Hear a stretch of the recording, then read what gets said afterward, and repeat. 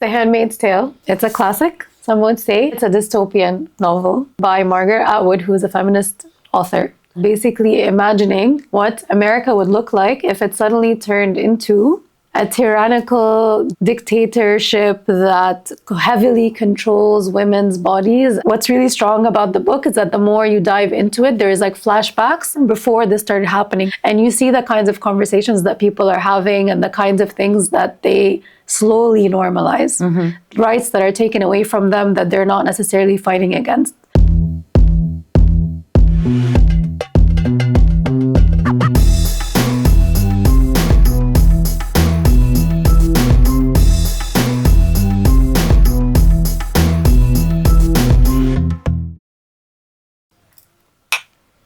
Hi, and welcome to Sage Takes Time. Story time! It's story time with A really happy story. with me, Elissa. And I'm Amira. Today we're going to talk about one of my favorite books. Yes, which I have never read, and I have never watched the show, and I actually know very, very little about. The little that I do know made me so upset that I never wanted to read it or watch it because I was scared of the story. It's pretty scary. So tell me about it. So it's The Handmaid's Tale by Margaret Atwood. It's a classic, some would say, and it's been adapted into a series that's been going for many seasons. Some think too many. I think too many, like it needs to stop. And when did the seasons stop following the book? So I would say like the first season is super true to the book. Almost, the dialogue is almost verbatim. And I think that's what makes the season very, very strong. Season 2 has a bit of that, but that's kind of when it starts like going beyond what was written and just imagining more of this world and how things would develop. Okay. Basically, it's a dystopian novel by Margaret Atwood, who is a feminist author. It's set in the US and it's like a 21st century dystopian novel, basically imagining what America would look like if it suddenly turned into a tyrannical dictatorship that heavily controls women's bodies and builds cities and life around the idea of controlling women, their bodies, their lives, their choices, the everyday tasks that they do in a very structured and rigid way. And this is supposed to be fiction. Yes, this is supposed to be fiction. And groups them in these like towns and districts, and then the rest of the country or like different states are heavily patrolled, so that state borders are almost like country borders. So your actions within the state, within the district, within the town are heavily, heavily monitored, heavily surveilled. And women also all dressed the same way, like this little illustration here. They all wear different types of clothing. So the women in red are like the fertile women that can reproduce and make babies, and that's kind of the goal of of this structure, of this like family structure, this governmental structure and legal frameworks built around it to legitimize what's happening. It's really for procreating and perpetuating like very traditional family structures where women have a very, very specific, restricted, rigid role. Sorry, just 1 second. So basically, like when a woman turns of age where she's able to conceive a child, she is given this red robe and this white hat, and she now just wears that every day. Yes. And then these women are then assigned to households. Oh God, okay. So some women are also assigned to households where the wife, the woman of the house, cannot conceive for some reason, but that marriage, like that husband and wife couple, are powerful, or they're politicians. They're like the mayor or a minister or the head of the police or the whatever, like people that are in high positions of power. And the whole structure of society is built to fulfill this goal of full control and of women. Of reproduction. Like the ultimate goal is to control women and increase the population size? Or increase the population size. It's not about increasing the population size. It's about rolling back all the rights that women had in the book and like in real life also had achieved by this time period. It's called the Republic of Gilead. Yes. And the goal of this republic is something that heavily centers and prioritizes men and the family unit. Okay. And in the book, it's a reaction to overly progressive, very liberal kind of mindsets that had like taken over America. And what those politicians in the book, in this fictional world, which sounds very true to current life, what they would label as like too free, too liberal, too woke. So they rolled back all of these different rights regarding women's lives and bodies and financial rights and reproductive rights and all of these things in order to build this republic. And this republic heavily centers and serves men in society, and also America on a larger scale as a country in the world that is supposed to like, has this model now of life and wants to export that around the world. First, it's shunned by the global community, and then over time, because any act of rebellion or resistance or revolt or dissent is, because you're heavily surveyed and monitored, is quashed very quickly in a very gruesome, and they kill you, basically. They kill you, they hang you, and they lynch you like publicly. Yeah. So to make an example out of you to others, so that it quashes dissent in the most obscene and grotesque way possible. So first it's shunned for years, but then eventually, because there is no revolt or dissent, it becomes super normalized, and then people's interests take precedence over human rights and things like that they had been criticizing. So it becomes accepted, and then there are different countries that try to model it. Whoa. Yes, it's pretty scary. It's pretty scary. It's also like not far-fetched. I don't know when this book was written, but like it's like very realistic to unfortunately imagine that, with the exception of the red robes. I feel like that's just like theater. But other than that, it feels like America is not that far off. And then the fact that, you know, the world ends up normalizing things that they take on is also not something that's too far-fetched. Who's the main character? Like what are we following? Like if this is the world and the setting, what's the main story and the journey of that story? So the main character's name is June Osborne. And then her name becomes Offred when she's taken into this Republic of Gilead, when she's captured. So the names of the women, they change because they become assigned to like that the name of the household. So Fred is like the man, and she becomes Offred. She meets people that are also like handmaidens that are named, all their names change. Like of Tom, of Dick, of Harry? Kind of, yeah, but not so fun.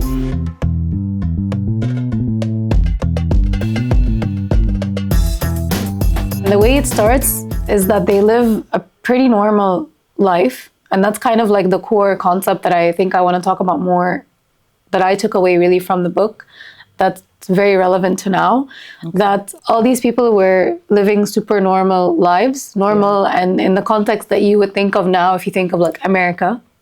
As women, as families, as couples, different sexual orientations, different kinds of sexual identities. So like there's heteronormative couples and there's queer couples and there's like all of, like there's diversity, there's racial like mixing, there's all of these things. Women have jobs, they work, they have bank accounts, and then what seems like an overnight change is that suddenly their bank accounts stop working. They get people go into like different company offices and tell the women to go home, and then they'll be notified later, like the armed men, and they come in like with force. Initially, it seems like such an overnight shift from what was a normal life to then these women kind of like not having access to their bank account, so they have to rely on their husbands, and then eventually they're captured, like the people come after them to take them to certain places, and they like run away, and whoever tries to escape either makes it or gets killed or gets taken to their different states where this republic is being built. That's kind of how it starts, and then it becomes like the mainstream in America that's how society is functioning. But what's really strong about the book is that the more you dive into it, there's like flashbacks from her life in Gilead as Offred to her life as June Osborne before this started happening, years before.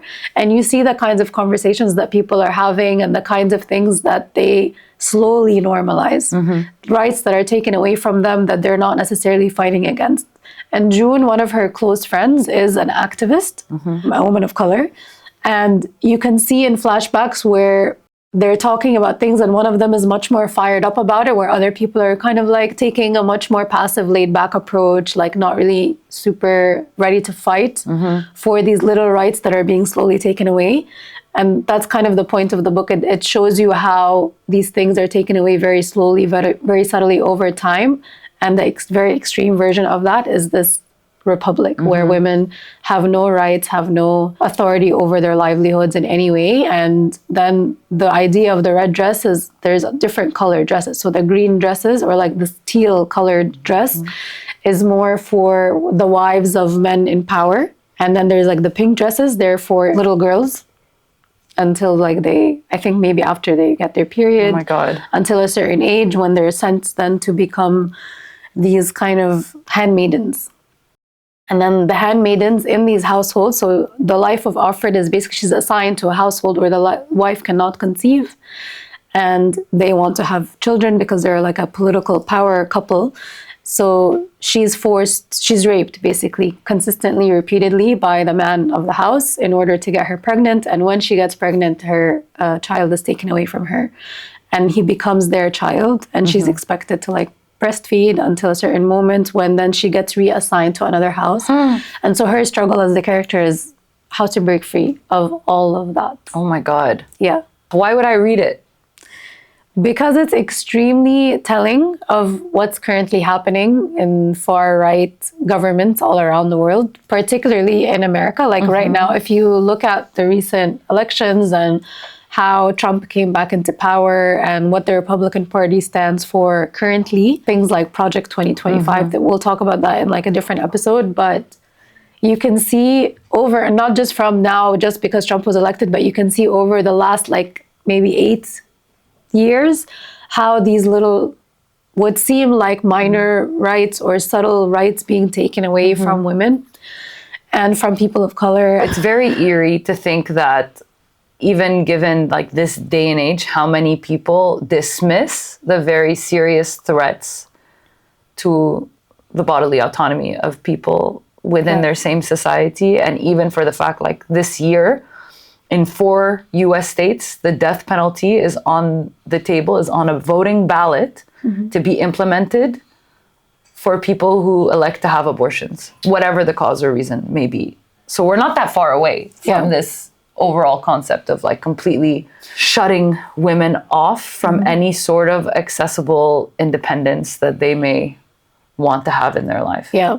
I think what's really interesting about the like trajectory of this story is one of the first things they go after is women's financial independence. And we talk a lot about how financial independence is really like the key to freedom for all people, not just women, but particularly women, because of the way that if you don't have it, you can be like heavily manipulated and exploited and kind of cornered into this very rigid life.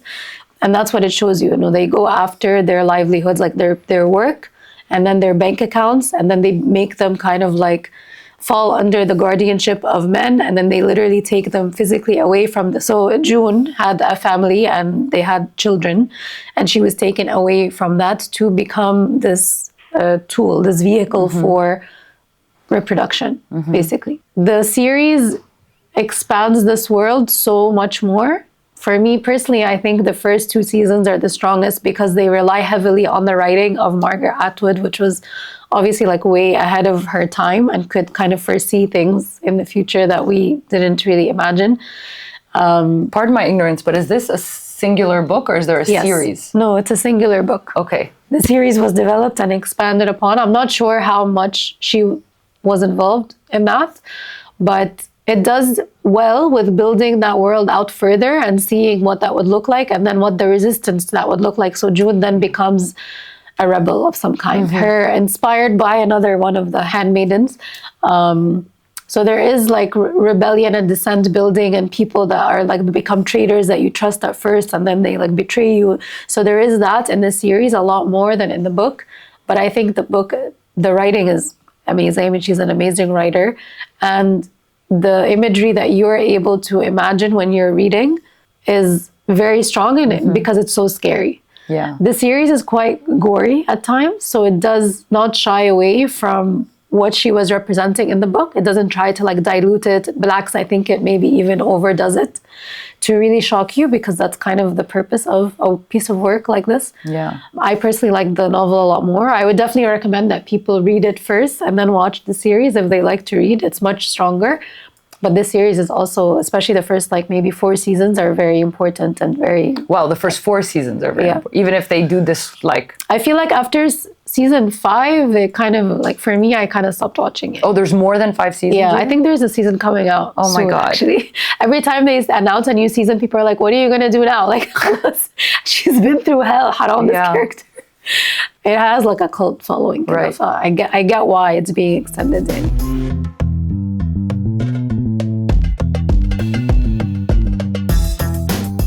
I am very cautious about what I consume. I've talked about this before, but like about the type of stories that I consume and things that are rooted in like a lot of heavy negativity. Like I prefer escapism usually and with an element of fantasy in my reading. Yeah. But then I do try to like sneak in things that kind of expose me to more uncomfortable storytelling every once in a while. But I have to be very like cautious about it. So the few scenes I'd ever seen on TV of Handmaid's Tale were like very dark, very gory. I never watched an episode. I just watched scenes when it was just on TV and I was flicking through channels and stuff. And I was like, oh, hell no. Yeah. Like, why do I voluntarily want to be exposed to a story that puts my consciousness in a place of like even more oppression and misery and sadness and difficulty? And I see the power in it now more. I just have to, I don't know if I'm ever going to be able to watch the show, but I do know that a book at least has a start and an end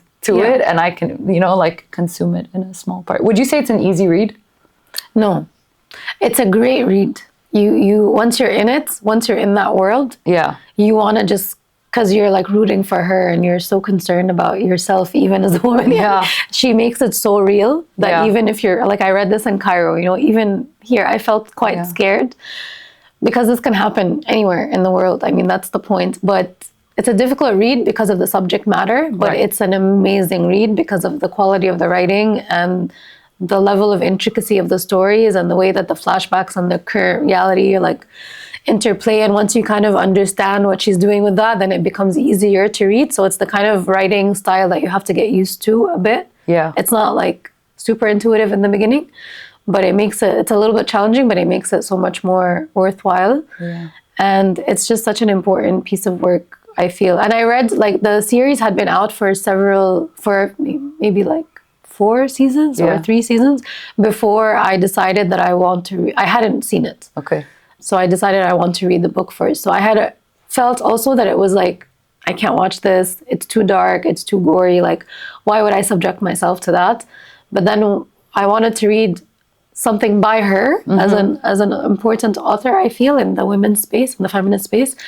So I chose that. And then I was like, oh, I have to like see how they visualize it. If any, what characters in the book did you relate to anybody? It sounds hard to do that, but maybe did you relate to any characters? So she like acquires a friend within the handmaidens in a very difficult way, because they're not like supposed to talk to each other. They go out for walks at certain times of the day. They go to the supermarket in a certain way. And whenever they're seen talking to each other, they get punished. Oh, wow. So to avoid any kind of like communal conversation and any kind of dissent. Yeah. The friend she meets, who is Dr. Emily Malik, who is a professor and gets taken also to the Republic of Gilead to become like a concubine, almost like some kind of surrogate. From the beginning, she's like, why are we accepting this? You know, when she was like told to stop teaching at the university, she was less willing to be so submissive to the system. And she was much more fiery in her reactions and much more willing to take the risk to be an activist and be like a rebel, basically. So, and she would like talk to people and try to get them to move. And June, as of Fred, was one of the few people that was like willing to listen. But then they become friends and then they're separated. So that's also a very sad part of the story. Yeah. It makes me wonder why Kylie Jenner had a whole birthday party of the theme Handmaid's Tale. Like, that's so freaking weird. It was weird also because in the last inauguration, people noticed that the women of Trump were dressed very close to the colors of the Handmaid's Tale. So the greens and the pinks and the shape of the structure of the coats and the gowns that they were wearing, juxtaposed with the costumes in the series, are very, very eerily similar. That could be people reading too much into it, but it was like what's his daughter's name? Ivanka? Yeah, there's Ivanka. Yes. And the wife of the vice president and another person. Like, there was a few of those looks that looked very close to characters. I'm even thinking whoever their stylist was doing it as an act of rebellion because she knows that they don't read The Handmaid's Tale. So she wants to tell the rest of the world, watch out for these people by styling them similar to the book. Yeah. Total fantasy in imagination. But that's my conspiracy theory. Hopefully it's that and not them saying, I want a costume that looks like this. Like, Yeah, you've convinced me. A reference. So I will read the book. It's on my list. Thank you for listening to this episode of Sage Takes Time. Story time. Story time with Margaret Atwood's Handmaid's Tale. We hope you read it and enjoy. Tell us what you think in the comments. Like, subscribe, share with your friends, and follow us also on all your favorite podcast platforms. Yeah. Also, if you can, become a member on YouTube or a paid subscriber on Apple Podcasts. It really helps us out a lot. And we have a lot more stories coming out and a lot more story times that we're going to be sharing with you guys. So stay tuned.